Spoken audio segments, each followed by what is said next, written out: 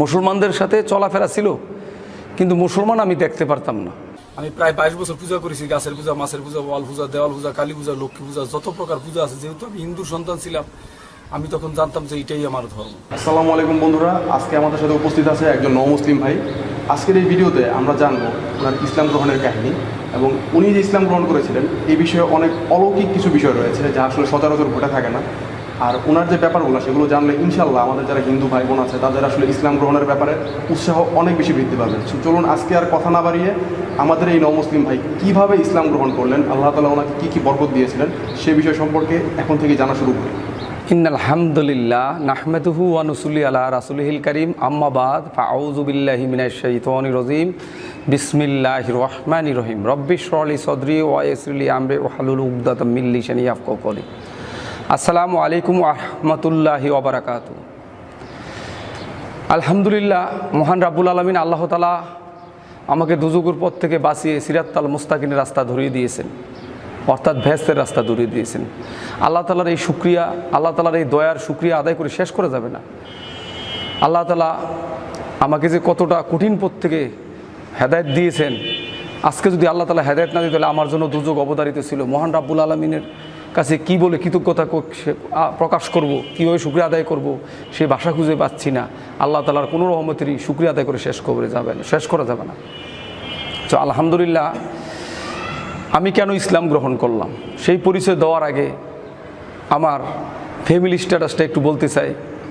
যে আমার পূর্বের নাম ছিল রণজিৎ কুমার ঘোষ, আমার পিতার নাম দুলাল চন্দ্র ঘোষ। আমরা 6 ভাই 1 বোন। আমাদের বাড়ি নারায়ণগঞ্জের ফতুল্লা লালপুরে। তো আমাদের বাবা নারায়ণগঞ্জের লালপুরে বিল্ডিং করে, অর্থাৎ 4 তলা করে উপরে একটা মন্দির করেছেন, 5 তলা, 6 ভাইকে 6টা ফ্ল্যাট দিয়েছেন। আর আমাদের ব্যবসা বাণিজ্য আছে, যেমন নারায়ণগঞ্জের ফতুল্লার রেল স্টেশনের কাছে ফ্যাক্টরি আছে, শিবু মার্কেট, নারায়ণগঞ্জের শিবু মার্কেটের পরে লামাপাড়া ওইখানে ফ্যাক্টরি আছে। তারপরে নারায়ণগঞ্জের নিতাইগঞ্জে ডাইলের আড়ত, খাজা এন্টারপ্রাইজ এবং ডাইলের ফ্যাক্টরি ভাড়া নিয়ে চালায়। তারপরে নিতাইগঞ্জে জায়গা কিনেছে, চাঁদপুর হাজীগঞ্জে ফ্যাক্টরি আছে শেয়ারে। তারপরে সেখানে জায়গা কিনেছে বাবুরহাটে। তারপরে মুন্সিগঞ্জ কমলাঘাটে ফ্যাক্টরির জন্য জায়গা কিনেছে ব্যবসা করার জন্য। তারপরে ঢাকা সাতপুর রোডে গাড়ি চলে। ময়মনসিংহের হিরোইনপুরে জায়গা আছে। বিভিন্ন সম্পত্তি ধন সম্পদ আল্লাহ তাআলা দিয়েছে। তো আলহামদুলিল্লাহ, তো এত সম্পদ থাকার পরেও আমি কেন ইসলাম গ্রহণ করলাম? তো আমি যখন ক্লাস 4-এ পড়ি তখন থেকে আমি খুব ধর্মভীরু ছিলাম। মুসলমানদের সাথে চলাফেরা ছিল, কিন্তু মুসলমান আমি দেখতে পারতাম না। কারণ আমাদের গ্রামের কিছু মুসলমান ছিল, তাদের আচার ব্যবহার খুব খারাপ ছিল। আসলে যারা মুসলমান তারা খারাপ নয়, যারা নামের মুসলমান, যারা আসলে ইসলাম বুঝে না, এখন ইসলাম সম্বন্ধে যাদের গভীর ধারণা নেই, তারাই একটু খারাপ আচরণ করতো। এই জন্য আমি ছোটোবেলা থেকে মনে করতাম যে আসলে মুসলমান খারাপ। আসলে মুসলমান খারাপ না, যারা নামের মুসলমান। তো যাই হোক, আমি ওই সমস্ত কারণে ছোটোবেলায় তত বুঝতাম না, তো এই জন্য মুসলমান দেখতে পারতাম না। তো আমি তারপরেও তাদের সাথে, মুসলমান বন্ধুবান্ধবদের সাথে বিভিন্ন মাহফিলে যেতাম। সেখান থেকে এসে আবার নিজের ধর্ম ঠিকই পালন করতাম। ছোটোবেলায় আমি সিংহাসন পূজা দিতাম। আমার বোনকে আমি বেশি একটা দিতে দিতাম না, সকালে দুপুরে সন্ধ্যায় আমি পূজা দিতাম। তো ক্লাস 4-এ থাকা অবস্থায় আমার একটা শারীরিক সমস্যা দেখা যায়, যেই সমস্যার কারণে আমি অনেক অসুস্থ থাকি। তো এইভাবে আস্তে আস্তে বড় হইতে থাকলাম, আর সমস্যাও বাড়তে থাকলো। একটা পর্যায়ে আমি প্রতিদিনই পূজা দেই। যেই দিন স্কুলে যাই হয়তো সেদিন 3 বেলা দিতে পারি না। তো পূজা দিতে দিতে একটা পর্যায়ে আমি চিন্তা করলাম শরীর তো সুস্থ হয় না। তখন আমি এই হিন্দুদের মধ্যে দেখবেন একটা গ্রুপ আছে যারা ব্যাগের ভিতর হাত ঢুকাইয়া হরে কৃষ্ণ হরে রাম জপ করে। এটা অর্থাৎ ব্যাগের ভিতরে হাত ঢুকে একটা আঙ্গুল বাহির করে হরে কৃষ্ণ হরে রাম জপ করে। এটা হলো 16 নাম 32 অক্ষর। এই মন্ত্র আমিও জপ করেছি, কিন্তু তাতেও কোনো কাজ হয় না। এটা এমনভাবে জপ করেছি, হাঁটতে, বইতে, উঠতে, চলাফেরা করতে, শুইতে সবসময় জপ করতাম। অর্থাৎ মুসলমানরা বলে জিকির, আমরা বলি জপ, হিন্দুরা বলে জপ করা। তো আমি এটা এত জপ করতাম বা জিকির করতাম যে তাতেও কোনো কাজ হয় না। একটা পর্যায়ে প্রতি শুক্রবারে আমি গীতা পড়তাম। যখন স্কুল কলেজ বন্ধ থাকতো, গীতা পড়ে আমি উপরের দিকে হাত তুলে বলতাম, হে ভগবান, হে শ্রীকৃষ্ণ, তুমি তো জগৎটা তৈরি করছো, সমস্ত মানুষকে তৈরি করছো, তুমি আমাকেও তৈরি করছো, আমাকে তুমি সুস্থ করে দাও। আমি অনেক কান্নাকাটি করতাম, কিন্তু আমাকে কোনোভাবে সুস্থ করতো না। তো একটা পর্যায়ে যখন বড় হইতে থাকলাম, আস্তে আস্তে আমি ইন্টার পাস করলাম, ডিগ্রিতে ভর্তি হইলাম, তখন আমি নারায়ণগঞ্জে যখন আসি, তখন আমি এসএসসি পাস করার পরে নারায়ণগঞ্জে চলে আসি। ওই অবস্থায় তখনও সুস্থ হই না। তখন আমি ফতুল্লাতে একটা কোচিং সেন্টার খুলেছি, সেই কোচিং সেন্টার নাম ছিল পার্সিভারেন্স কোচিং সেন্টার। সেইখানে আমার দুইটা বন্ধু ছিল, ফারুক এবং মিজান, তারাও শিক্ষকতা করতো। সেই বন্ধুদেরকে বললাম একদিন যে দোস্ত, তোমাদের ধর্মের একখানা কিতাব আমাকে দাও। তো তারা আমাকে বলল যে তুমি তো মুসলমান দেখতে পারো না, তুমি কি এই ইসলাম ধর্মের কিতাব পড়বা? তখন আমি বললাম যে তোমাদের ধর্মে কি নিষেধ আছে অন্য ধর্মের লোকদের কিতাব পড়া? তখন তারা আমাকে বলল যে না, কোনো নিষেধ নেই, তুমি পড়তে পারো। তখন তারা আমাকে কোরআন শরীফ দেয় নেই, কোরআনুল কারিম না দিয়ে আমাকে দিল মকসুদুল মুমিনিন। যদিও ওই কিতাবে মকসুদুল মুমিনিনে কিছু বেদাত থাকে, তারপরেও কোরআনের আয়াত তো ভুল হইতে পারে না। সেখানে পড়তে পড়তে গিয়ে একটা কোরআনের আয়াত পাইলাম, সেটার নাম হলো আয়াতুল কুরসি। এই আয়াতুল কুরসির নিচে লেখা যে ইহা রোগের মহা ঔষধ, ইহা পড়িলে মানুষের এই অসুখ দূর হয়। তখন আমি দেখলাম আমার অসুখখানার নাম লেখা। তখন আমি ওই আয়াতুল কুরসিখানা, আমি তো আরবি পড়তে পারতাম না, বাংলা উচ্চারণ পড়লাম আর অর্থখানা পড়লাম, আর কি কি উপকার সেটা পড়লাম। পর যেই দিন দিনের বেলায় পড়ছি, সেই দিন রাতের বেলায় আমি সুস্থ হয়ে গেছি। আলহামদুলিল্লাহ, শুকরিয়া আল্লাহ তালার কাছে যে এত বছর হিন্দু ধর্ম পালন করেছি, এত গভীরভাবে অন্ধভাবে। হয়তো আমি আল্লাহর নাম যদি ওইভাবে জপ করতাম, হয়তো আল্লাহ তালা আমাকে আল্লাহর ওলি বানিয়ে দিত। কিন্তু হিন্দু ধর্ম এত গভীরভাবে পালন করছি, এত পালন করার পরে আমার অসুখ সারে নাই। কোরআনের একটা আয়াত পড়ার কারণে আমি সুস্থ হয়ে গেলাম। তখন আমি চিন্তা করলাম যে ইসলাম ধর্মই সত্য, আমি ইসলাম ধর্ম গ্রহণ করব। এই চিন্তা ভাবনা যখন আমি করতেছি, ফিকির করতেছি, এমত অবস্থায় আপনারা জানেন ইবলিশ শয়তান, বড় মাপের শয়তান, সে আমার দিলে ওয়াসওয়াসা দিতে থাকলো, বলো রণজিৎ কুমার ঘোষ, তুমি তো ভুল করতেছো, তুমি কেন হিন্দু ধর্ম ত্যাগ করবা, ইসলাম ধর্ম গ্রহণ করবা? একজন হিন্দু ভুল করতে পারে, লক্ষ হিন্দু ভুল করতে পারে, কোটি কোটি হিন্দু ভুল করতে পারে না।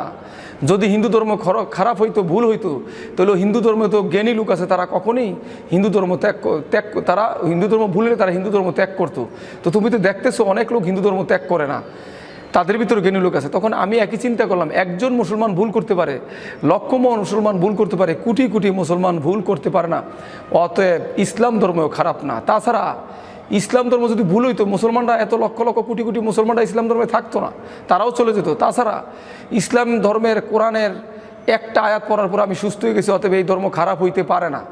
এইভাবে যখন শয়তানের সাথে মনে মনে তর্ক বিতর্ক চলতেছে, তখন আমার মনে একটা চিন্তা ভাবনা আসলো যে পৃথিবীর মালিক আল্লাহ হোক আর ভগবানও একজন তো আসে, আল্লাহ হোক আর ভগবান হোক একজন তো আসে। তো আমি আজকে রাত্রে থেকে ওনার কাছেই সাহায্য চাইব।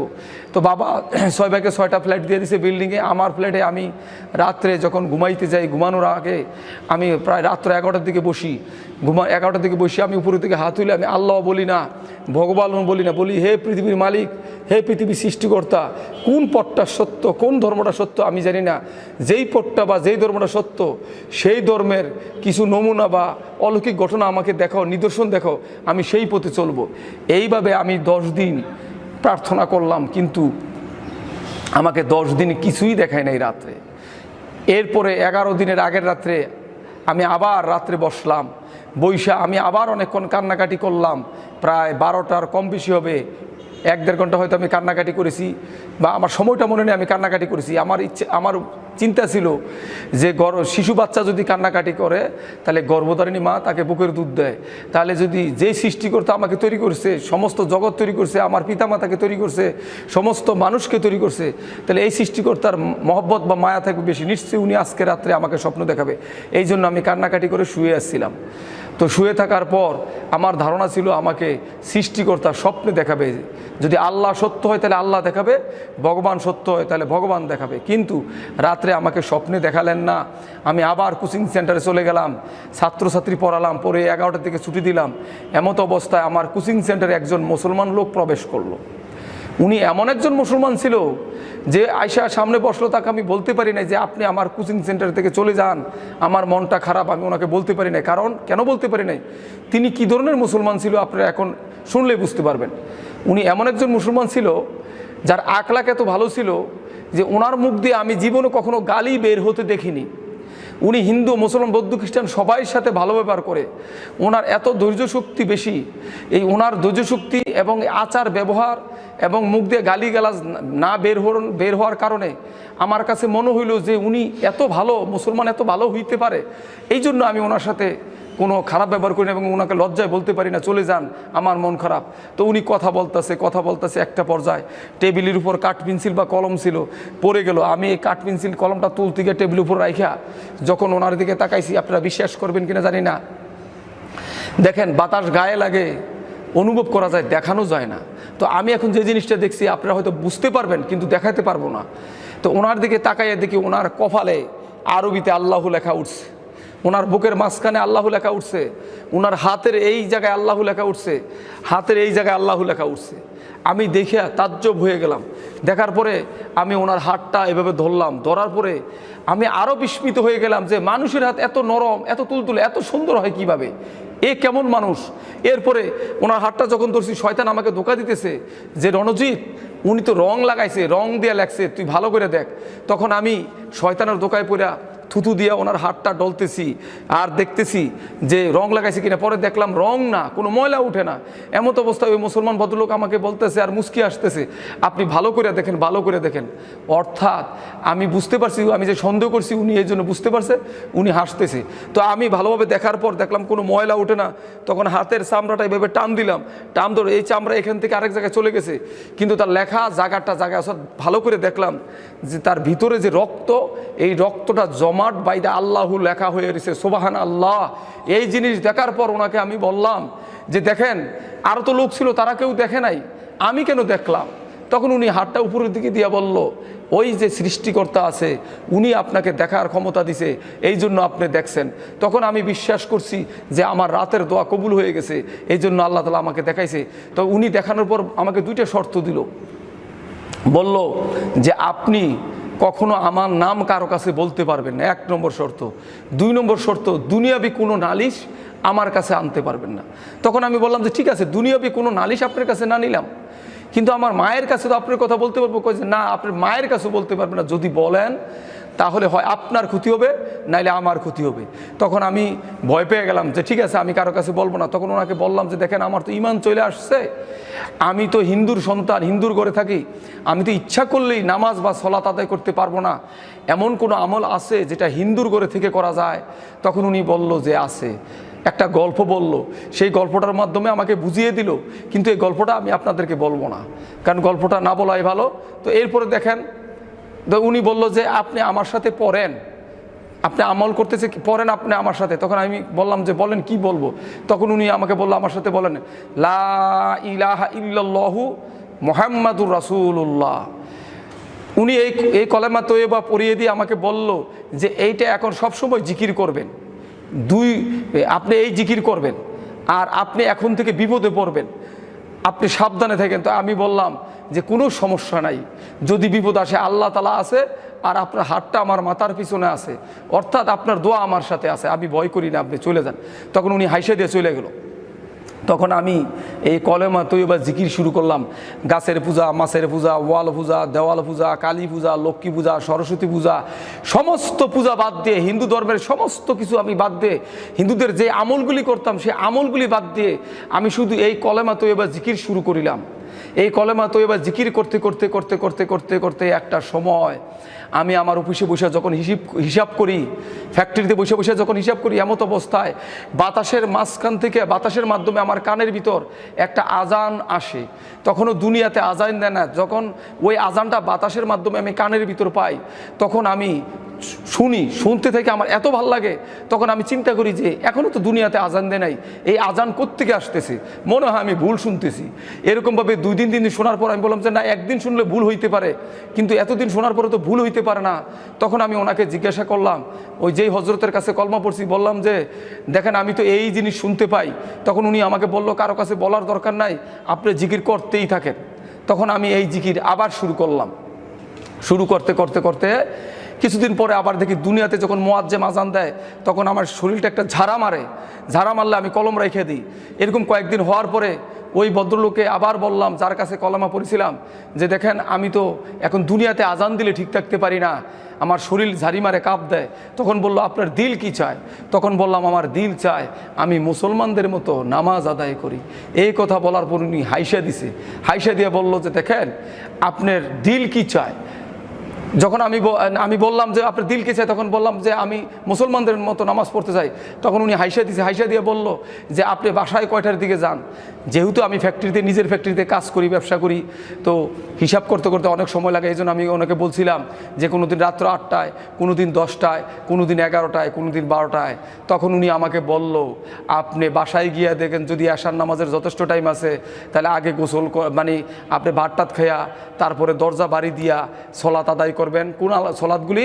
আগে যেই ফজর, জোহর, আসর, মাগরিব এই ওয়াক্তের নামাজগুলি কাজা আদায় করবেন, ফরজ নামাজগুলি। এরপরে এশার নামাজ পড়বেন। আর যদি এশার নামাজের সময় না থাকে তাহলে এশার নামাজ আগে আদায় করবেন, তার অন্য ফরজ নামাজগুলি কাজা আদায় করবেন। এই মাসলাটা শুধু আমার জন্য, এটা কোনো মুসলমানের জন্য হয় কিনা আমি জানি না। আপনারা আবার এই ভুল করেন না, কারণ আমি যেহেতু হিন্দুর করেছিলাম আমার জন্য সমস্যা ছিল, হয়তো এই জন্য উনি আমাকে এই মাসলাটা দিয়েছেন। তো এর আগে আমি একটু কথা বলতে চাই, এই যে কলেমা তৈয়বা আমি পড়ে এই অবস্থায় আসলাম, এই যে আমার যে দিলের চিকিৎসা হলো, আমার যে হেসলা হলো, আমার যে সংশোধন হলো, আমার যে তাজকিয়া হলো, কেন হলো? আল্লাহ তাআলা সূরা ইব্রাহিমে, কোরআনুল কারিমের সূরা ইব্রাহিমে আল্লাহ তাআলা বলছে বিসমিল্লাহির রহমানির রহিম, ইউসাব্বিতুল্লাহুল্লাযিনা আমানু বিল কওলিস সাবিতি ফিল হায়াতি দুনিয়া ওয়া ফিল আখিরা। আল্লাহ তাআলা বলছেন এই কলেমা তৈয়বার কারণে ঈমানদারগণকে দুনিয়া এবং আখিরাতে শক্তিশালী করে দিবেন, দুনিয়া এবং আখিরাতে শক্তিশালী করে দিবেন। তো মহান রাব্বুল আলামিন আল্লাহ তাআলা এই কলেমা তৈয়বা জিকিরের কারণে আমাকে আল্লাহ তাআলা শক্তিশালী করে দিয়েছেন। নাইলে আমার কেন নামাজ পড়তে মন চাইলো, আমার কেন শরীর কাঁপ দিল? এটা সম্পূর্ণ আল্লাহ তাআলার দয়া। তো আল্লাহ তাআলা এই কোরআনুল কারিমে বইলে দিছে এই কলেমা তৈয়বা সম্বন্ধে। আপনারা এখন তো শুনতে পেলেন, আশা করি আপনারা সবাই এই কলেমা তৈয়বার জিকির করবেন। কারণ আমি কোরআন শরীফ পড়তে গিয়ে কোরআন শরীফে পেয়েছিলাম সর্বোত্তম জিকির, হাদিসে আছে সর্বোত্তম জিকির হলো লা ইলাহা ইল্লাল্লাহ, আর সর্বোত্তম দোয়া হলো সূরা ফাতিহা। তো যাই হোক, এরপরে আমি যখন এই নামাজের অনুমতি উনি আমাকে দিল, আমি বাসায় গিয়ে ফরজ গোসল করে ওযু করে বাট্টাত খেয়ে যখন আমি নামাজে দাঁড়াইলাম, আমি তো তেমন নামাজি না, মুখস্থ সূরা, আমি বাংলা সূরা মুখস্থ করেছি। এই সূরা মুখস্থ করেই আমি যখন নামাজে দাঁড়াইলাম, প্রথম যেদিন সেজদা দিলাম, এর আগে বলে রাখি আমি যখন হিন্দু ছিলাম লক্ষ লক্ষ টাকা আমাদের ছিল, কোনো কিছুর অভাব ছিল না তেমন একটা, আপনারা জানেন যেগুলি থাকলে মানুষের তেমন একটা সমস্যা না সেগুলি ছিল। কিন্তু আমি হিন্দু থাকা অবস্থায় এত শান্তি, এত কিছু থাকার পরেও আমি দিলে শান্তি পাইতাম না, অস্থির থাকতাম, অশান্তি থাকতাম। 3 দিন 4 দিন মাঝে মাঝে ঘুম হতো না। প্যাথেটিন ইঞ্জেকশনের মাধ্যমে আমি ঘুমাইতাম, প্যাথেটিন ইঞ্জেকশন দিলে আমার ঘুম হতো। মাঝে মাঝে হাতুড়ি দিয়ে মন চাইতো দাঁতগুলি বাইরে ভেঙে ফেলি, এত অশান্তি লাগতো। কিন্তু যখন আমি নামাজে দাঁড়িয়ে আল্লাহ তাআলাকে সেজদা দিলাম, আমার মাথার ভিতর আমি এত শান্তি পেয়েছি যেটা আমি হিন্দুদের গাছ পূজা, মাছ পূজা, ওয়াল পূজা, দেওয়াল পূজা, লক্ষ্মী পূজা এগুলির ভিতরে তো পাই নাই, টাকার ভিতরে শান্তি পাই নাই। এই নামাজে এত শান্তি পাইছি। এই শান্তি পাওয়ার পর চিন্তা করলাম, তো আমার যে সমস্ত মুসলমান ভাইয়েরা নামাজ পড়েরা আজান দিলে দোকানে বসে থাকে, সেলুনে বসে থাকে, সিগারেট খায়, আড্ডা দেয়, সেই সমস্ত মুসলমান ভাইদেরকে আমি দাওয়াত দিব। তো এই নিয়ত করে আমি মুসলমান ভাইদের দাওয়াত দিতে হলে তো আমাদের তো কিছু শিখতে হয়। তখন যারা চিল্লা দেয়, চিল্লার মাধ্যমে তাবলিগ করে, অর্থাৎ মুসলমানদের দাওয়াত দিয়ে নামাজ শিখায়, ওযু শিখায়, সেই যারা তালিমের তাবলিগ করে সেই মুসলমান ভাইদের সাথে মসজিদে বসতাম আমি। ওই ফাজালে আমল থেকে আমি নামাজ পড়লে কী সওয়াব, নামাজ না পড়লে কী গুনাহ, সেই হাদিসটা শিখে আমি মুসলমানদের রাস্তায় রাস্তায় সে দোকানে বসে বসে দাওয়াত দিতাম। তো দাওয়াত দিতে গিয়ে একটা পর্যায়ে দেখা গেল মুসলমানরা আমাকে নানান প্রশ্ন করে, তুমি হিন্দুর ছেলে, তুমি আমাদের দাওয়াত দাও, তো তুমি ইসলাম গ্রহণ করো না কেন? তা আমি বললাম যে ভাই আমি ইসলাম গ্রহণ করি আর না করি আমি কি ভুল বলছি? আমি তো, তারা বলে যে না ভুল বলো না, সত্য কথাই বলছো। তো যখনই আজান দিত আমি তো পলায় নামাজ পড়তাম। তো এদেরকে বলতাম যে ভাই আমি চলে যাই, কোথায় তো আমার কাজ আছে। তো তারা আমার সন্দেহ করতো, পিছনে পিছনে আমার যাইতো, আমি জানতাম না, গিয়া দেখতো আমি নামাজ পড়ি কিন্তু এলাকায় বলতো না। বললে তারা চিন্তা করছে যে তার ভাই যেই অর্থের মালিক, তার ফ্যামিলি যে অর্থের অবস্থা ভালো, তারা হয়তো মাইরে ফেলাইতে হয়তো সে কারণে হয়তো তারা বলতো না। যাই হোক, এইভাবেই আমি অমুসলিমদের দাওয়াত দিতেছিলাম, আর মুসলমানদের দাওয়াত দিতেছিলাম। এখন এই মুসলমানদের নামাজের দাওয়াত দিলে আমার লাভটা কী হইতেছে দেখেন, একটা উদাহরণ দিলে বুঝবেন। বড় বোনের বিয়ে, ছোট বোন বড় বোনের জন্য মেহেদি বাটতেছে, বড় বোনের বিয়ে, ছোট বোন মেহেদি বাড়তেছে বড় বোনের জন্য, কিন্তু হাতটা কার ভরতেছে? আগে ছোট বোনের ভরতেছে, পরে সে না বড় বোনের গায়ে লাগাবে, কিন্তু আগে তো ছোট বোনের ভরতেছে তো হাতে। তো তেমনিভাবে আমি যখন মুসলমানদের নামাজের দাওয়াত দিতেছি, ওই মুসলমান মসজিদে যাক বা না যাক, ওই মুসলমান নামাজ পড়ুক আর না পড়ুক, আল্লাহ তালা এই দাওয়াতের বিনিময়ে উসুলায় আল্লাহ তালা আমাকে এমন ইমান বাড়িয়ে দিতেছে যে আমার তাহাজ্জুদ, নফল, সুন্নত, আমার আমল বাড়তেই থাকলো। আর আমি এত শান্তি পাইতে থাকলাম যে ইসলামে এত শান্তি। আল্লাহ তালা আমাকে এমনভাবে হেদায়েত দিয়েছেন যে আমি জিন্সের প্যান্ট ছেড়ে আমি পাগড়ি পরি, পাঞ্জাবি পরি, জুব্বা পরি, সুন্নতি পোশাক পরি, ঢিলাঢালা পোশাক পরি।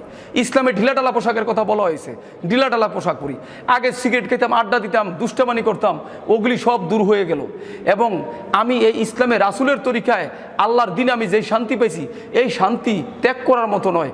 এই আমল, ইসলামের আমলগুলি যত বেশি করি ততই আমি শান্তি পাইতেছি। এমতো অবস্থায় এক সময় আমি এই দোকানে বৈশা যখন ওই যারা নামাজ না পড়ে তাদের সাথে দিনের কথা আলাপ করি, আমার সামনে দিয়ে একটা হিন্দু ভদ্রলোকের মৃত লাশ নিয়ে যাইতেছে।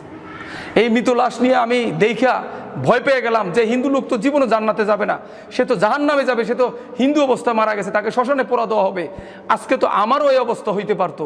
তখন আমার চিন্তা ফিকির আসলো যে আমি ভুল করতেছি, আল্লাহ তো আমাকে ধরবে, বলবে যে হ্যাঁ রণজিৎ কুমার ঘোষ, তুমি তো দুযোগের পথযাত্রী ছিলা, তোমাকে আমি হেদায়েত দিয়া সিরাতাল মুস্তাকিমের রাস্তা ধরাইয়া দিলাম, তোমাকে আমি সুস্থ করে দিলাম, তুমি শান্তি পাইতেছ, তাহলে তুমি রণজিৎ কুমার ঘোষ, আব্দুর রহমান, তুমি কেন আমার এই অমুসলিম বান্দাগুলিকে দাওয়াত দিতেছো না, যারা চিরস্থায়ী জাহান্নামের পথে চলে যাইতেছে, শুধু কলেমার দাওয়াত পাইতেছে না? তখন আমি কারো কাছে না জিজ্ঞাসা করিয়া নিজেই অমুসলিমদের দাওয়াত দেওয়া শুরু করলাম। তখনও আমি আমার বাসায় বৈশা আমি গোপনে নামাজ পড়ি, আর কিছু বই পড়ি, আর হাইটা দোকানে রাস্তায় হিন্দুদের দাওয়াত দেওয়া শুরু করলাম। মানুষ যেমন পাগল হইয়া যায়, আমি সেই পাগলের মতো হিন্দুদের দাওয়াত দেওয়া শুরু করলাম। দোকানের বৈশা, রাস্তার সিপাই, বিভিন্ন জায়গায় দাওয়াত দেওয়া শুরু করলাম। এই অবস্থায় আল্লাহ তাআলা একটা হিন্দু ছেলেকে কবুল করলো, ওই ছেলেটা কলেমা গ্রহণ করলো। এই গ্রহণ করার পর এলাকার হিন্দুরা একটু চিন্তায় পড়লো, এবং অনেকে আমারে পিছনে হয়তো পাগলও বলেছে, পাগল ছাগল বিভিন্ন কিছু।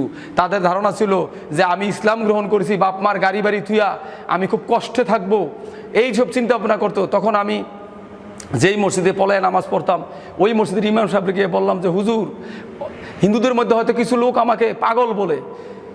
তখন হুজুর বলল যে তোমাকে কেন পাগল বলে? তা আমি বললাম হুজুর, আমি একটা ছেলেকে কলেমার দাওয়াত দিয়েছিলাম, হিন্দু ছেলে, সে কলেমা পড়ে মুসলমান হয়ে গেছে, এখন এই জন্য হয়তো তারা বলে। তখন বলছে ইমাম সাহেব হাসতেছে। তো আমি বললাম হুজুর, ওরা পাগল বলে, আপনি হাসতেছেন? বলতেছে বাবারে, আমি হাসতেছি এই কারণে, আল্লাহ রসুল যখন দিনের দাওয়াতের কাজ করতো, আল্লাহ রসুলকে পাথর দিয়ে ঢিলাইতো, রক্ত মুবারক ঝরতো, আল্লাহ রসুলকে পাগল বলছে, তো তোমাকেও পাগল বলছে, তুমি তো আল্লাহ রসুলের সুন্নত পেয়ে গেছে, তোমার অনেক বড় সৌভাগ্য। যখন হুজুর এই কথা বলছে, তখন আমি বললাম তাহলে তো ঠিক আছে, আল্লাহ রসুলের সুন্নত পালন করলে যদি কেউ পাগল বলে, তাহলে সমস্ত মানুষের এরকম পাগল হয়ে যাওয়া দরকার। তো আমি আরও বেশি করে দাওয়াতের কাজ শুরু করলাম। এই অবস্থায় বাসায় থেকে নামাজ পড়ি আর দাওয়াত দেই। আমার বাসার লোকজন আস্তে আস্তে জানতে পারলো, জানতে পাইরা 3 তলার উপরে আমাকে উঠাইলো, গেট তালা দিয়া 3 তলার উপরে উঠাই আমাকে এমন মাইর দিল যে ডাকাত যেভাবে পিটায়, এইভাবে লাত্তি, উষ্টা, কিলঘুষি।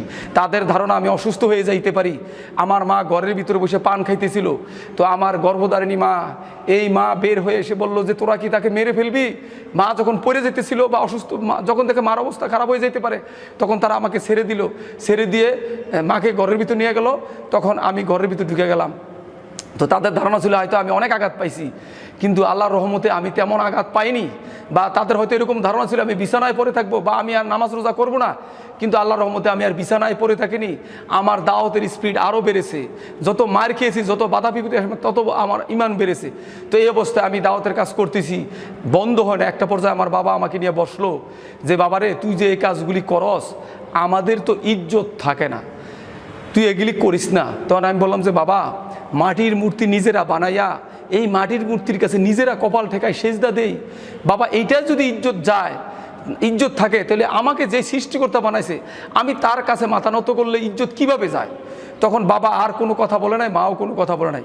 এইভাবে দাওয়াত দিতেছিলাম। তো এইভাবে 7টা ছেলে যখন ইসলাম গ্রহণ করে, তখন এলাকার হিন্দুরা একত্রিত হইয়া, আমি খবর পেয়েছি তারা আওয়ামী লীগের নেতার কাছে গিয়েছিল। তো আওয়ামী লীগের নেতার কাছে যাওয়ার পর আওয়ামী লীগের নেতা বলল যে সেই হিন্দু থেকে মুসলমান হয়েছে, সে মানুষকে আল্লাহর পথে ডাকে। আমি মুসলমান, আমি তার বিরুদ্ধে যেতে পারবো না, তার বিরুদ্ধে যেতে পারবো না। আমি যেভাবে শুনেছি সেভাবে বলতেছি, হয়তো সে আর অন্যভাবে বলছে, তো আমি তার বিরুদ্ধে যেতে পারবো না। যদি আমি তার বিরুদ্ধে তাইলে আমার ঈমান থাকবে না। তবে আমি একটা কাজ করতে পারি, যদি সে কাউকে জোর করে মুসলমান বানায় প্রমাণ দিতে পারেন, তাইলে আমরা তার বিচার করব। কিন্তু তারা প্রমাণ দিতে পারে নাই। পরে বিএনপির নেতার কাছে বিচার দিছে। বিএনপির নেতা আমাকে বাসায় ডাকে নিছে, নিয়ে আমাকে বলছে, এই রণজিৎ কুমার ঘোষ, তোমার নাম কি রেখেছো? আমি বলেছি আব্দুর রহমান। এই আব্দুর রহমান, ইসলাম কি তলার আগা দিয়ে আসছে?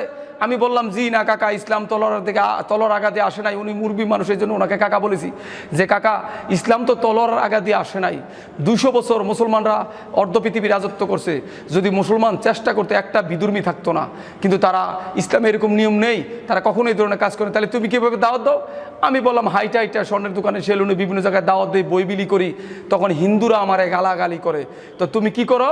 যখন তারা গালাগালি করে ফোনে বিভিন্নভাবে, তখন আমি আল্লাহ রসুলকে অনুসরণ করি। কীভাবে অনুসরণ করো?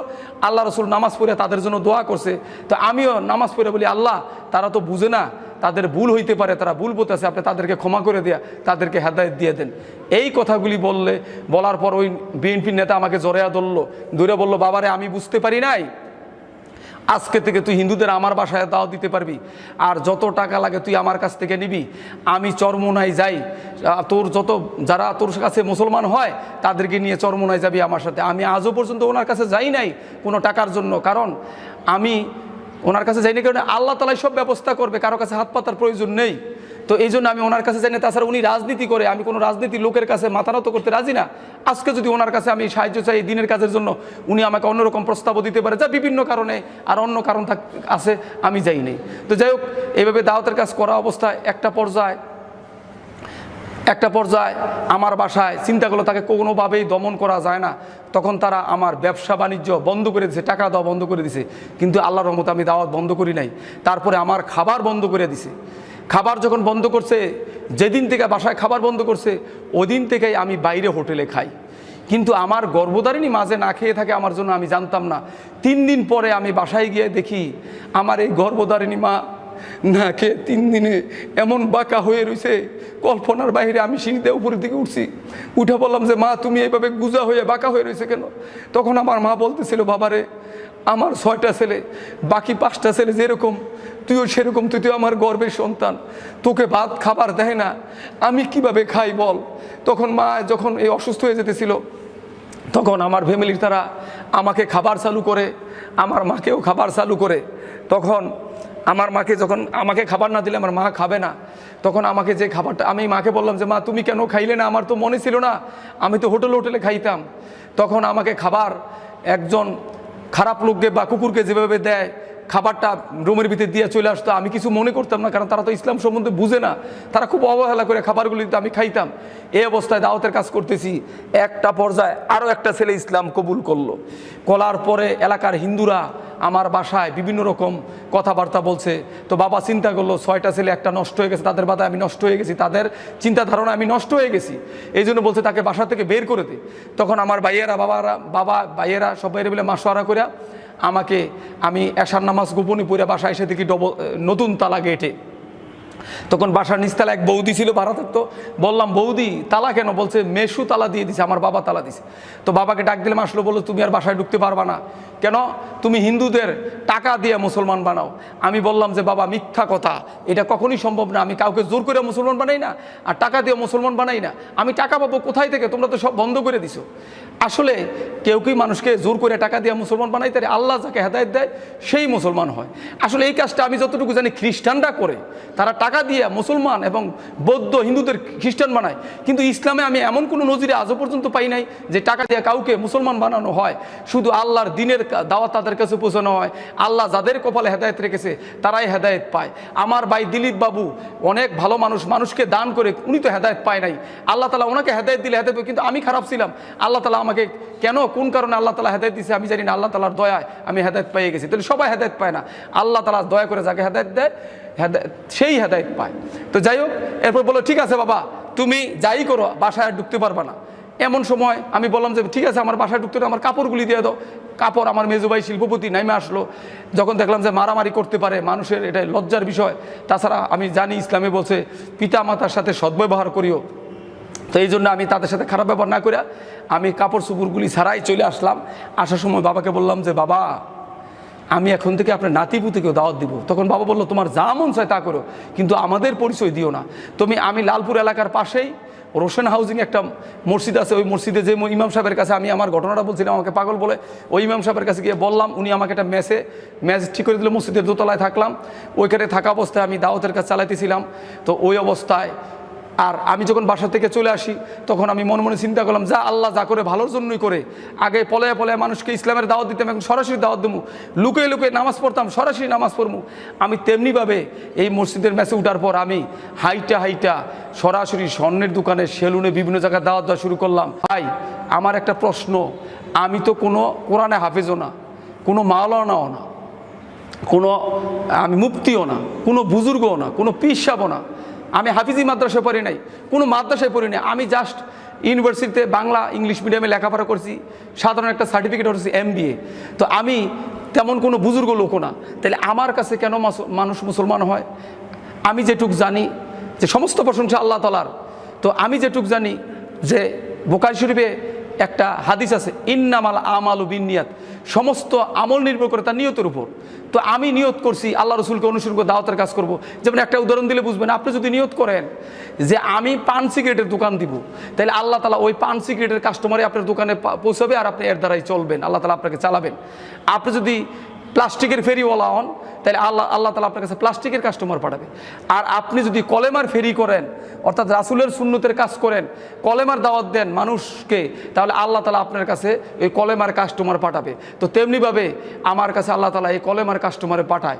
এইভাবে যখন দাওয়াতের কাজ করতেছিলাম, যখন লোকেরা মুসলমান হইতেছিল, তখন চিন্তা করলাম এই দাওয়াতের কাজটা তো বিশাল একটা কাজ। কারণ হাদিসে আছে, কলা রাসূলুল্লাহি সাল্লাল্লাহু আলাইহি ওয়াসাল্লাম মান আসলাম আলা ইয়াদি ওয়াহিদুন উযাবাত লাহুল জান্নাহ, যেই ব্যক্তির হাতে একজন অমুসলিম ইসলাম গ্রহণ করলো তার জন্য জান্নাত ওয়াজিব হয়ে গেল। সুবহানাল্লাহ। তো আমি চিন্তা করলাম তাহলে তো বিশাল কাজ। তাছাড়া কোরআনে বলা আছে সূরা আলে ইমরান 185 নম্বর আয়াতে, বিসমিল্লাহির রহমানির রহিম, ওয়ামাল হায়াতুদ দুনিয়া ইল্লা মাতাউল গুরুর, দুনিয়ার জীবন ধোঁকা ছাড়া কিছু না। তাহলে মুসলমানের জিন্দেগি হবে টুকটাক, আখেরাত হবে ঠিকঠাক। যেমন আল্লাহ রসুল সাল্লাল্লাহু আলাইহি সাল্লাম এবং সাহাবীরা কোনো বাড়ি গাড়ি করে নাই, তারা আখেরাতের চিন্তা করছে, দুনিয়াটা একেবারে টুকটাক করেছে আর আখেরাতের চিন্তা বেশি করেছে। আর আমাদের মুসলমানদের এইরকম হওয়া উচিত, সামান্য কিছু চলার জন্য করা, আর আখেরাত যেহেতু দীর্ঘস্থায়ী চিরস্থায়ী, এই জন্য আখেরাতের জন্য কিছু করা। তো এই জন্য আমিও চাইতেছি আখেরাতের জন্য করা। তো আমি কি করলাম যে চিন্তা করলাম নারায়ণগঞ্জে হাইটা স্বর্ণের দোকানে, সেলুনে, বিভিন্ন জায়গায় দাওয়াত দেব। তো উনি বলল যে আব্দুর রহমান তুমি কোথায় যাচ্ছ? আমি বললাম নারায়ণগঞ্জের হিন্দুদের দাওয়াত দিব।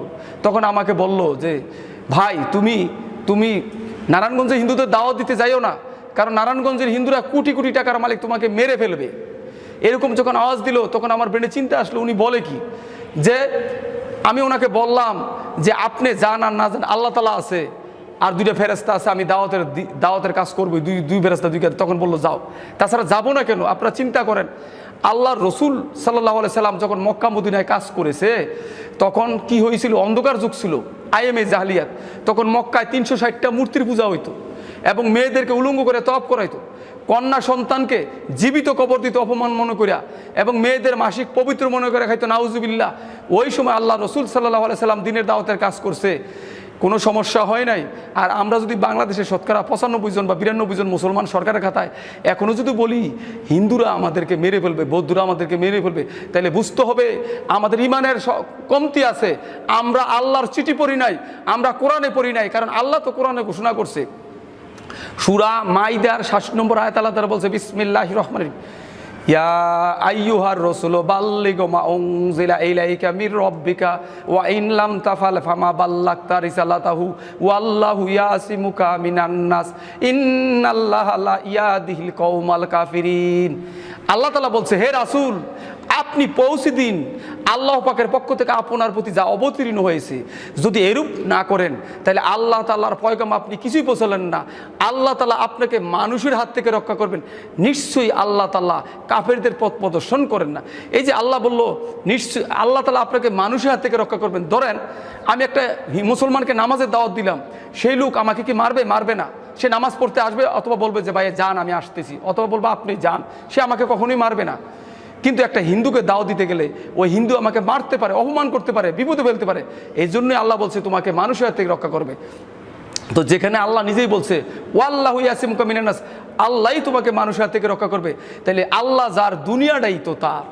আর যেহেতু আল্লাহ আমার পক্ষে আছে, আল্লাহ আমাকে সাহায্য করবে, আমি আর ভয় পাই না।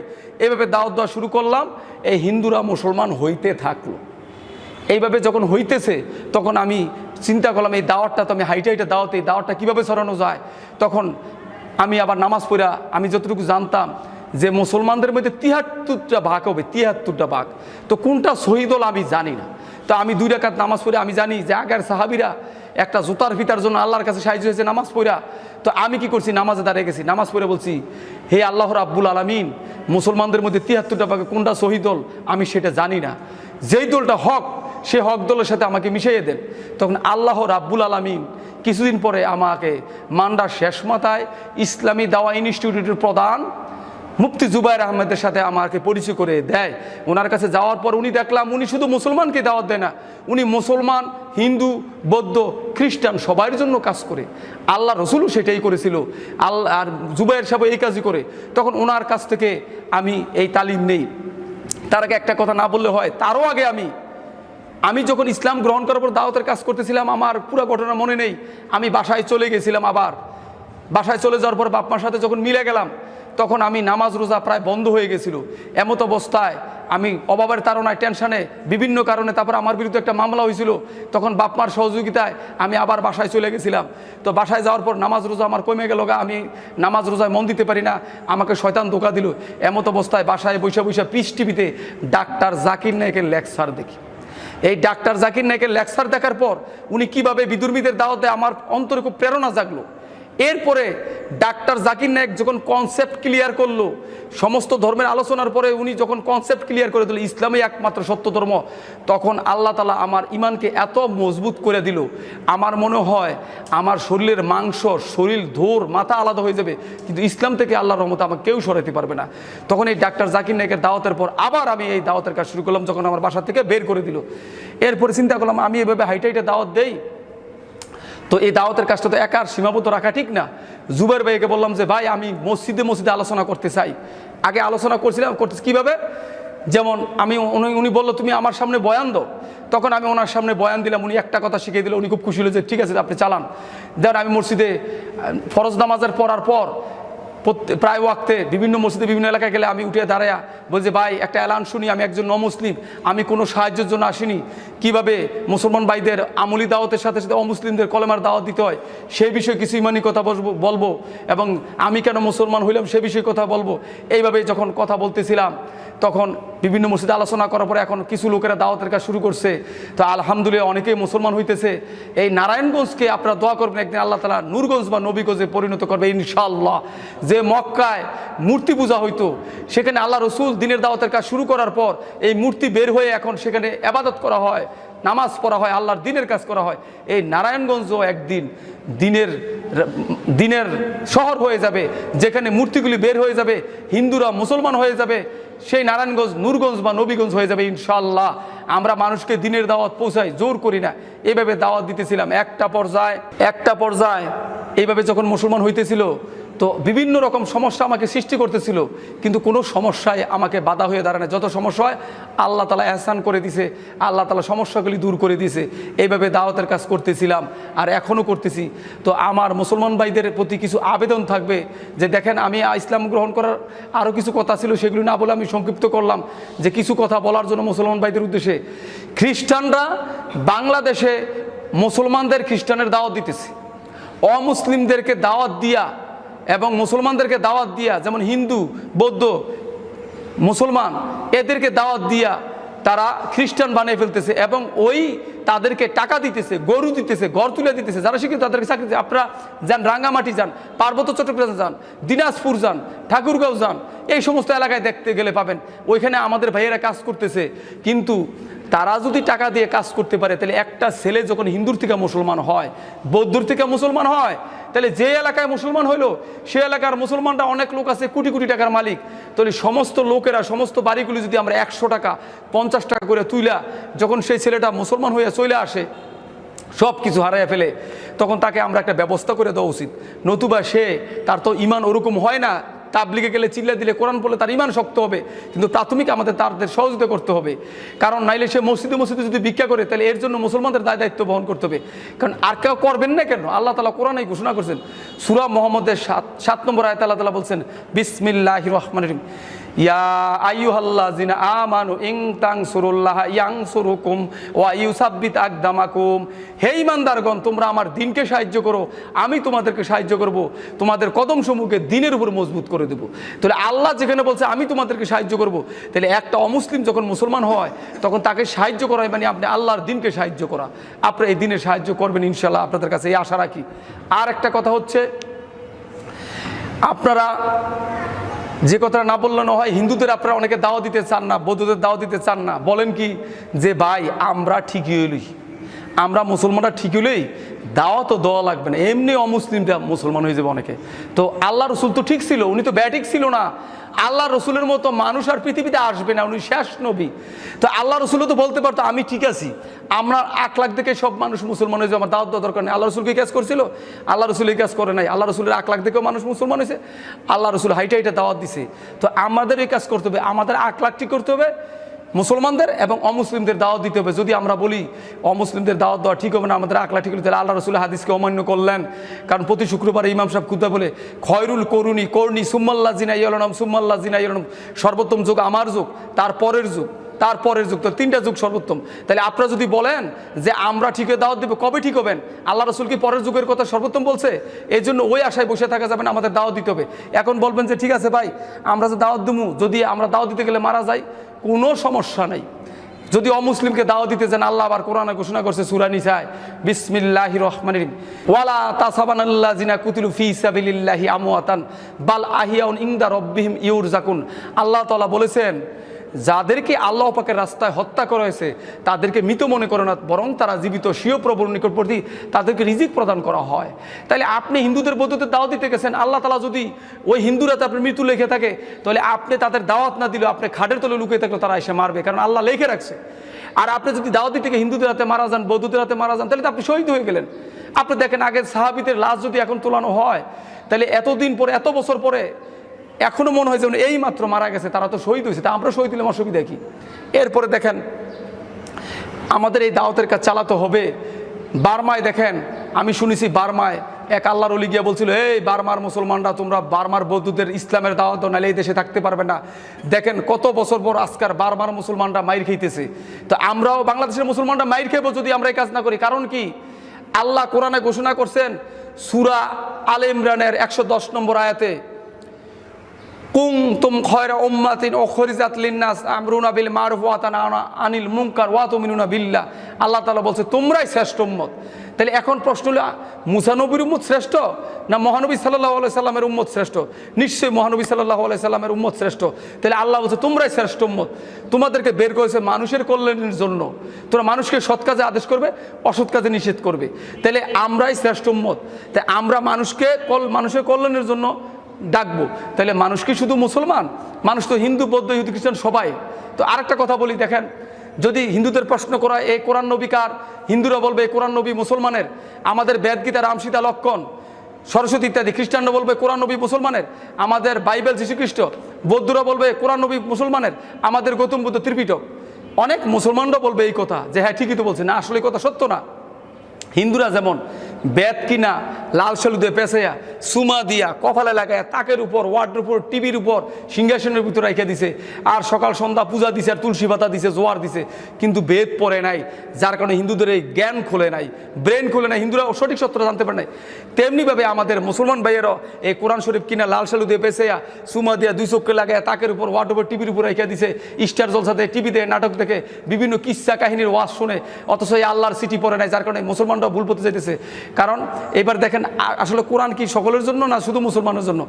আল্লাহ তাআলা সূরা বাকারার 185 নম্বর আয়াতের আল্লাহ তাআলা বলছেন, বিসমিল্লাহির রহমানির রহিম, শাহরু রমাদান আল্লাযী উনজিলা ফীহিল কুরআনু হুদাল লিন্নাস ওয়া বানাতি মিনাল হুদা ওয়াল ফুরকান।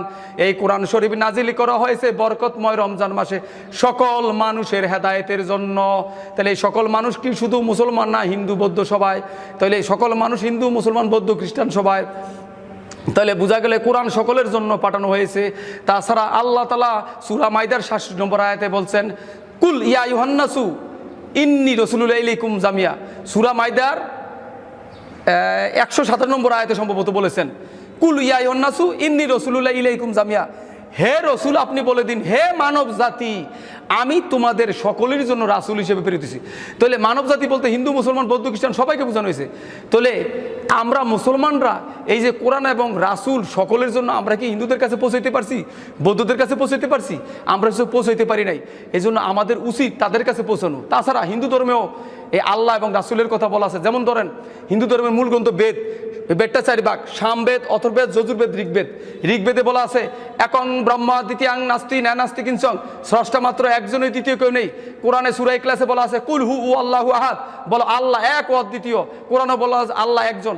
হিন্দু ধর্মের যজুর্বেদে বলা আছে অন্ধন্তম প্রবিশন্তি যাহসংভূতি উপাস্যতে ততবইবতে তমজ সম্ভূতরতা, অন্ধকার নরকে প্রবেশ করিবে তারা যারা সৃষ্টিকর্তাকে বাদ দিয়ে সৃষ্টিকর্তার সৃষ্টির পূজা করে, যেমন আগুন জল বাতাস, আর যারা মূর্তি পূজা করে তারা আরও বেশি অন্ধকারে প্রবেশ করিবে। তেমনি তাহলে তাদের ধর্মে মূর্তি পূজা বা শিরক করা নিষেধ। তো আল্লাহ তাআলা কোরআনে ঘোষণা করছেন, ইন্নাল্লাহা লা ইয়াগফিরু আইয়ুশরাকা বিহি ওয়া ইয়াগফিরু মা দুনা যালিকা লিমান ইয়াশা। আল্লাহ বলছে আমি শিরিকের পাপ কখনোই ক্ষমা করিব না, এছাড়া অন্য যে কোনো পাপ ইচ্ছা হলেই ক্ষমা করে দিতে পারি। শিরিকের পাপ কি? আল্লাহকে বাদ দিয়া গাছের পূজা, মাছের পূজা, পীর পূজা, মাজার পূজা, অথবা আল্লাহর সমকক্ষ মনে করে, আল্লাহর পুত্র মনে করে নাউজুবিল্লাহ এই তাদেরকে পূজা করা, এটা কখনোই আল্লাহ ক্ষমা করবে না। তাহলে দুনো ধর্মেই পূজা করা নিষেধ। তো এরপরে আল্লাহ তাআলা বলছেন সূরা আলে ইমরানের 19 নম্বর আয়াতে, বিসমিল্লাহির রহমানির রহিম, ইন্নাদ দীনা ইনদাল্লাহিল ইসলাম, আমি আল্লাহর কাছে একমাত্র মনোনীত ধর্ম ইসলাম। সূরা 85 নম্বর আয়াতে আল্লাহ তাআলা বলছেন 85 নম্বর আয়াতে, ওয়া মাই ইয়াবতাগি গায়রুল ইসলামি দীনান ফালা ইয়াকবালা মিনহু ওয়া হুয়া ফিল আখিরাতি মিনাল খাসিরিন। যদি কোনো মানুষ ইসলাম ছাড়া অন্য কোনো ধর্ম পালন করে বা অবলম্বন করে তা কখনোই গ্রহণ করা হবে না, পরকালে সে ক্ষতিগ্রস্তদের অন্তর্ভুক্ত হবে। অতএব ইসলাম ছাড়া সমস্ত ধর্ম বাতিল হয়ে গেছে, ইসলাম ছাড়া অন্য ধর্ম কোনো পালন করলে আল্লাহ গ্রহণ করবে না। তাছাড়া হিন্দু ধর্মে কিছু মন্ত্র আছে, যেমন তাদের ধর্মে বলা আছে হোতার মিন্দ্র মহাসুরিন্দ্রা অল্ল জ্যৈষ্ঠং পরমং ব্রহ্মণং অল্ল অল্লাম অল্ল রাসুল মোহাম্মদ রকং বর্ষ অল্ল অল্লাম আদলাং বুকমকন লাল লিখাতকম। আরেক জায়গায় বলা আছে লা ইলাহা হরতি পাপম ইল্ল ইলাহা পরম পাদম জন্ম বৈকুণ্ঠ অপিনতিত জবিনা মোহাম্মদম। লা ইলাহা হরতি পাপম, আল্লাহ তাআলাই পাপ মুক্ত করে, পাপ ক্ষমা করে। ইল্ল ইলাহা পরম পদম, আল্লাহর কাছে আশ্রয় নয় প্রকৃতির আশ্রয়। জন্ম বৈকুণ্ঠ অপিনতিত জবিনা মোহাম্মদম, যদি বৈকুণ্ঠে বা স্বর্গে যেতে চাও তাহলে মোহাম্মদের দেখানো পথ অনুসরণ এবং অনুকরণ করো। এটা হিন্দুত্ব ধর্মে লেখা। আর কোরআনও আল্লাহ তাআলা বলছে কুলিন কুনতুম তুহিব্বুনাল্লাহ ফাতাবিহুনি ইউহিব্বুকুমুল্লাহ ওয়া ইয়াগফিরু লাকুম যুনুবাকুম ওয়াল্লাহু গফুরুর রহিম। এটা সূরা আলে ইমরানের 31 নম্বর আয়াত। আল্লাহ তাআলা বলছে হে রাসূল আপনি বলে দিন, তোমরা যদি আল্লাহ তাআলাকে ভালোবাসো তাহলে আমি রাসূলকে অনুসরণ করো, আল্লাহ তাআলা তোমাদের গুনাহগুলি ক্ষমা করবেন, তোমাদের ভালোবাসবেন। তাহলে হিন্দু ধর্মে আল্লাহ রাসূলকে মানতে বলা হয়েছে, ইসলাম ধর্মে আল্লাহ রাসূলকে মানতে বলা হয়েছে, আর অন্যান্য ধর্মে আল্লাহ রাসূলের কথা বলা হয়েছে। তাহলে আল্লাহ রাসূলকে মানা ছাড়া কেউ জান্নাতে যেতে পারবে না, ইসলাম গ্রহণ করা ছাড়া। অর্থাৎ সারা বিশ্বের মানুষের তরিকা হলো আল্লাহ রসুলের তরিকা, আর ইসলাম হলো সকল মানুষের জীবন ব্যবস্থা, ধর্ম, এছাড়া কোনো উপায় নেই।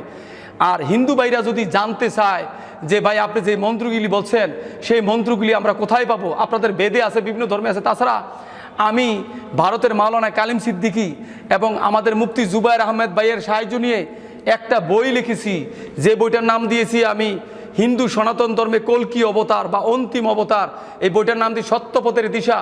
এই বইটা আপনারা আমার নাম্বারে যোগাযোগ করলেও পাবেন, এবং ইউটিউবের চ্যানেলে যে এই সাক্ষাৎকারটা ছাড়বে ওনার নাম্বারে যোগাযোগ করলে পাবেন। কারণ এই বইটার ভিতরে অনেক কিছু দেওয়া আছে। এবং আপনারা যে মূর্তি পূজা করেন, সেই মূর্তি পূজার বিষয়ে আমি স্বামীবাগ ইস্কন মন্দিরে গিয়েছিলাম, ওনারা কি জবাব দিয়েছে সেইটার উত্তর আমি দিয়েছি, ওনারা আমাকে সঠিক উত্তর দিতে হবে। রামকৃষ্ণ মিশনে গিয়েছিলাম। তো আপনারা এই গুরুদের উপর নির্ভর না করে আপনারা বইগুলি পড়েন, বেদ পড়েন, গীতা পড়েন, কোরআন পড়েন। কোরআন শুধু মুসলমানের জন্য না, সকল মানুষের জন্য। কোরআন বাংলায় দেওয়া আছে, আপনারা কোরআন পড়েন, আপনাদের জ্ঞান খুলে যাবে। আপনারা সত্যপথ যাচাইয়ের জন্য কোরআন পড়েন। বেদ আমার, কোরআন মুসলমানের, এইভাবে না। বেদটাও আমার না, কোরআনও আমার না, বেদও আমার, কোরআনও আবার, এইভাবে পড়েন। আল্লাহ তাআলার কাছে সাহায্য চান যে আমি সঠিক পথ পেতে চাই, আল্লাহ তাআলা আপনাকে সঠিক পথ দেখাবেন। আর এই বইটা আপনারা কিনে পড়ার চেষ্টা করবেন, অথবা আমাকে ফোন দিতে পারেন। অনেক হিন্দুরা আমাকে ফোন দেয়, যেমন ভারতের বিহার থেকে একজন লোক ফোন দিয়ে আমার কাছে কলমা গ্রহণ করেছে, উনি বাংলাদেশে আসতে চাইতেছেন, এরকম অনেক জায়গার থেকেই ফোন দেয়। তো আমার মোবাইল নম্বর হচ্ছে 01947382301, 01947382301। ইনশাল্লাহ আপনারা এই নাম্বারে যোগাযোগ করবেন। আর অনেক কথা বলেছি, যদি কারো মনে কষ্ট পেয়ে থাকেন আল্লাহর হস্তে আমাকে ক্ষমা করবেন, আমি আপনাদের কাছে ক্ষমা প্রার্থী। আর আমার কোনো ভুল হলে আপনারা অবশ্যই ফোন করে আমাকে জানাবেন, আমি সংশোধন করে ইনশাআল্লাহ। আলহামদুলিল্লাহ। প্রকাশ থাকে যে আমি আরেকটা বিষয় জানাতে চাই, যে আমার ফ্যামিলির লোকজন আগে কট্টরপন্থী ছিল। যদি তাদেরকে কেউ প্রশ্ন করতো আপনার ভাই তো ইসলাম গ্রহণ করেছে, বলতো ওরা পাগল হয়ে গেছে, ওর ব্রেনের সমস্যা আছে, বিভিন্ন কথা হয়তো তারা বলতো। এখন আর বলে না, কারণ ওই মুসলমানরা তাদেরকে বলে যে ভাই উনি তো পাগল হলে সালাগা দিয়ে চলতো, ল্যাংটো হয়ে হাঁটতো, উলঙ্গ হয়ে হাঁটতো, কিন্তু উনি তো নামাজ পড়ে ভালো ভালো কাজ করে। এখন ওনারা কথাটা ঘুরাইছে যে আসলে তো শিক্ষিত ছেলে, ও যেটা ভালো মনে করে সেটা বুঝছে, সেটাই চলে গেছে। এখন তারা নমনীয় হয়ে চলে আসতেছে, নমনীয় হয়ে গেছে, এবং তারা এখন আর বিরোধিতা করে না। আপনারা সবাই দোয়া করবেন তারা যেন হেদায়েত পেয়ে যায়। তাছাড়া আমার যে বিবি, আগের বিবি, সে ঢাকা ইউনিভার্সিটি থেকে মাস্টার্স করা, সে সোনালী ব্যাংকের অফিসার, সে নারায়ণগঞ্জের কর্পোরেট শাখায় আছে। সেই ইসলাম গ্রহণ করেনি, করার কথা হয়তো ছিল, তাকে দাওয়াত দিয়েছিলাম, নরম হয়ে গিয়েছিল, কিন্তু আমাকে যখন বাসা থেকে বের করে দেয় সেও চলে যায়। সে এখনও চাকরি করতেছে সোনালী ব্যাংকে, প্রায় 70,000 টাকার কাছাকাছি বেতন পায়। সরকার তাকে 85 লক্ষ টাকা লোন দিয়েছে, নারায়ণগঞ্জ টোকিও প্লাজা ফ্ল্যাট কিনেছে। তাকে বলেছিলাম লোক দিয়ে তুমি বিয়ে বসে যাও, সে বিয়ে বসতেছে না হিন্দু ছেলেদের কাছে। হয়তো আল্লাহ তাআলা তাকে হেদায়েত দিতে পারে, আপনারা সবাই দোয়া করবেন। আর আমার আপন ফুফাতো বোন, মানে পিসাতো বোন, চাঁদপুর থেকে ফোনে আমি তাকে কলমা পড়িয়েছি। আমার এক দূর সম্পর্কে বাগ্নি আছে নারায়ণগঞ্জে, সে মুসলমান হয়েছে, অনেকেই মুসলমান হইতেছে। আপনারা দোয়া করবেন যাতে এই দিনের দাওয়াতের কাজ চালাইতে পারি। সকল মুসলমানদের বলবো আপনারা অমুসলিমদের দাওয়াত দেন। অমুসলিমদের দাওয়াত দেওয়া ফরজে কেফায়া, কোনো কোনো ক্ষেত্রে ফরজ। খ্রিস্টানরা যেভাবে দাওয়াতের কাজ করতেছে, আমি বাইদি ভাই শুনেছি তারা 2050 সালের মধ্যে বাংলাদেশকে নাকি খ্রিস্টান রাষ্ট্র বানিয়ে ফেলবে, আমি শুনেছি। তো আমরা কি চাই মুসলমানরা এই দেশ খ্রিস্টান রাষ্ট্রে পরিণত হোক? আমাদের বুকের তাজা রক্ত দেব, আমরা এই দেশকে খ্রিস্টান রাষ্ট্রে পরিণত দেব না। আমরা আসেন সবাই আল্লাহর দ্বীনের দাওয়াতের কাজ করি, আল্লাহ আমাদেরকে সাহায্য করবে।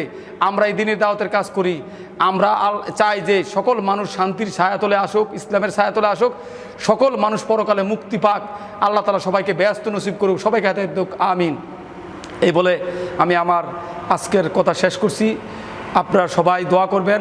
ও আখিরি দোয়ানা আনিল হামদুলিল্লাহি রব্বিল আলামিন। আসসালামু আলাইকুম ওয়া রাহমাতুল্লাহি ওয়া বারাকাতুহু।